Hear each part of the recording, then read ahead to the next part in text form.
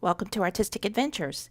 We're on part 5 of our Elizabeth the First doll series, and in this video we're going to be working on making her some shoes. So we have our doll with the dress now, and I'm having some trouble with my hand. Those of you who have been watching a while know that I had surgery on the left hand about a year ago, and now I'm going to have it on the right hand, and that'll be about a week from now. So I hope to be able to finish up the doll on the next video, and then I'm going to have some time where I can't make things very well. But first up today, Jackie says she wants her to have a ruby ring, crystal ring. So this is for you, Jackie. We're going to put a little bit of E6000 on her forefinger, and then I'm going to pop one of my red Swarovski crystals that match the ones on her dress onto her finger for a ring. And there you go. Very pretty. Very nice. We'll be making some more joy for her in the last video, but for now I wanted to do that one and get it out of the way since I promised. All right, so for shoes, I'm actually going to be using a pair that I had previously made. You know, I have several series about my molds, where this one you could make a mold with the bottom including the heel, and then you can also just make a flat and then drape it over this as we did for Marie to get the right shape of the heel of the sole for a shoe to fit Monster High, because they have that really high arched foot for the very high heeled shoes, which makes it kind of difficult. So I have these shoes that I had made in the past. They're very elaborate. I didn't use them for a doll, so I really felt like they were perfect for Marie, because they have sort of a Marie, for Elizabeth, I'm still stuck on Marie.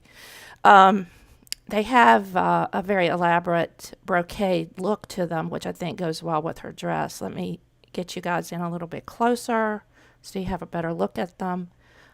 They have actually an outer sole of polymer clay and then an inner sole that I've covered with a raw silk fabric. Now to do that, you take a piece of cardboard like this, cut out of the size for the inner sole, and you wrap the fabric around it and glue it behind it, and then you glue that to the top of the outer sole. I have a whole series on shoemaking that you can watch this procedure, but since my hand is bothering me, we're going to go ahead and use this. So this particular shoe was made with cardboard lined with this brocade fabric on the upper sole, and I wanted to give it that period look with the that point coming up in the front, and have it look a little bit more like the Elizabethan era. Now I have made other shoes like this, which these are made with the process of putting glue on tissue paper and then wrapping it around the doll's foot. That's wrapped in saran or aluminum foil, and you let that dry and cut it out, and then you put like fingernail polish for the coating. But I just think they're too modern looking, so I want to use these shoes, and I want to put a little tassel on them also, which I think gives it a little bit more of that period look. So we're going to be adding the tassel and a little emerald jewel to the shoes. Now I have this thread run through the top of the tassel, and I'm just going to put a couple of knots in it here to make sure it holds tight, and then I'll do that with the other tassel, and then we're going to glue them to the shoe. I'm not going to cut off the long thread yet, because it'll make it a whole lot easier to glue it, and we'll have a lot more control over it with that on it. And then I have some of the emerald green Swarovski crystals that I used on the dress in places, and we're going to put a glob of E6000 on that point that comes up over the vamp of the shoe right there. And then the first part will be to put the string into the glue. I'm going to let a little bit of it hang down. This is always tedious. All right, so you want to let a little bit of it hang down. You don't want to put it right at the tassel, so it will swing around a little bit. And then we're going to take the crystal and put it right on top of that to hide the thread. And now we have a little tassel on our shoe. I'm not going to cut that yet, because if I cut it, I know I'll pull it out, because that's how things go with me. So I'm just going to leave it in and let it dry, and then we'll cut it out. and I need to stop messing with it before that crystal falls off, because that's how it goes with me too. All right, so we're going to let that one dry, and then we're going to go ahead over to the other shoe and do the same thing over there. But I think that looks very nice like that. All right, so another piece of glob of our E6000, and then pop that thread in there, and then put the crystal on top. And that's our two shoes.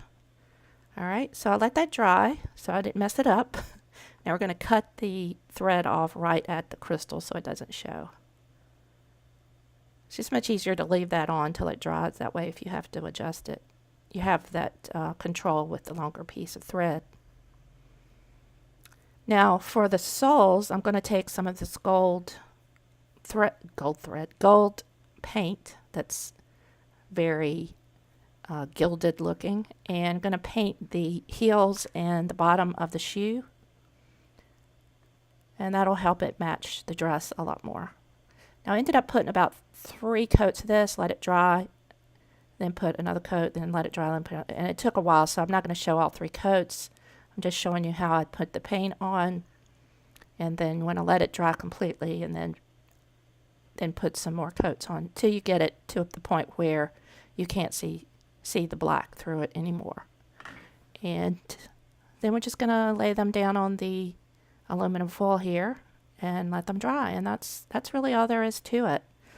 I know I didn't show you a lot about making the shoes, but there are other videos that I have, and my hand's not cooperating today, so here's our finished shoe look on Marie. Marie, she's driving me crazy. On Elizabeth. I actually sold Marie on my Etsy shop, and it sort of traumatized me, I think, but she went to a really nice person, so that's great. Anyway, this is the finished shoe, and next video will end this Elizabeth series.